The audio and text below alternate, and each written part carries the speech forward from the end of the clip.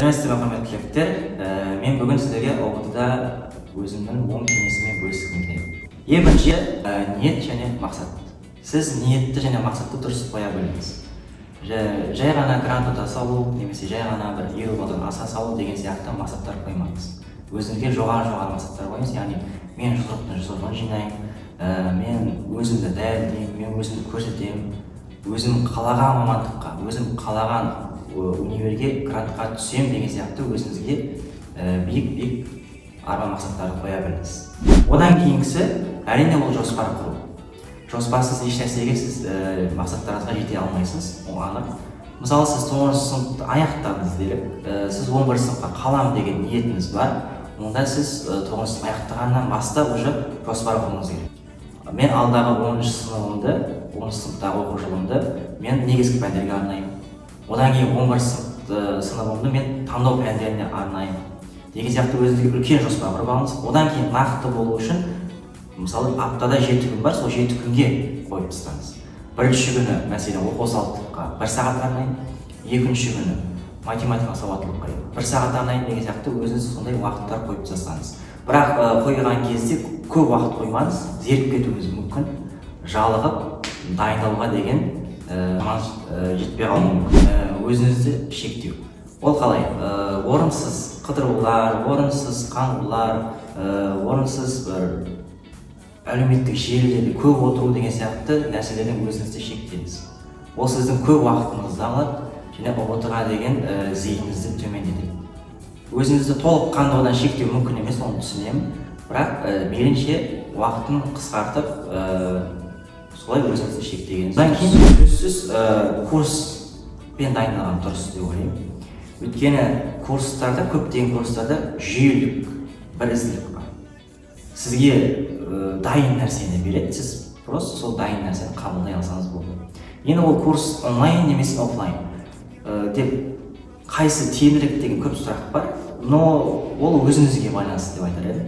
Сізде сол алғыңыз келетін курс бойынша фундамент бар болса, онда онлайнды сіз қабылдап кете аласыз.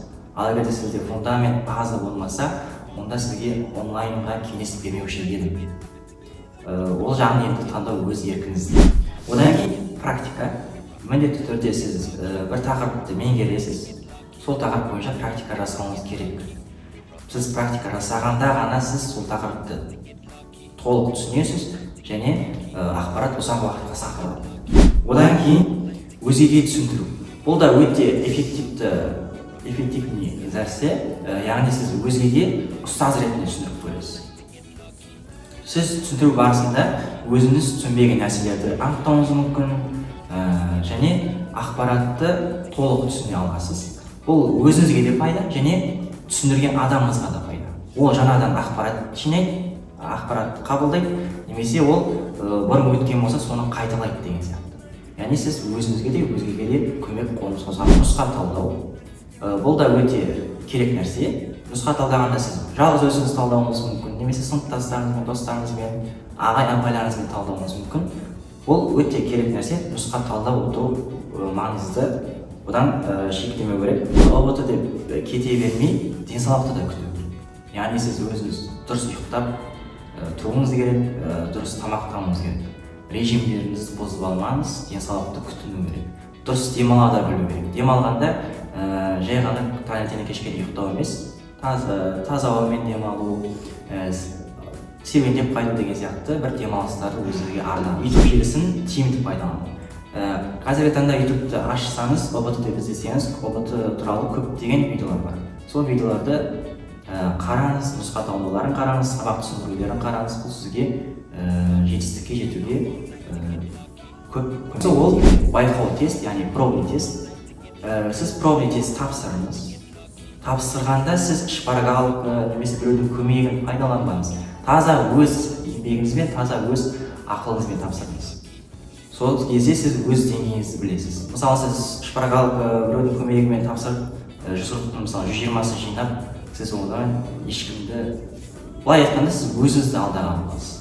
Сондықтан таза тапсырып өзіңіздің білім деңгейіңізді анықтағаныңыз дұрыс. Мен осымен оң кеңесіммен бөлісіп отырмын.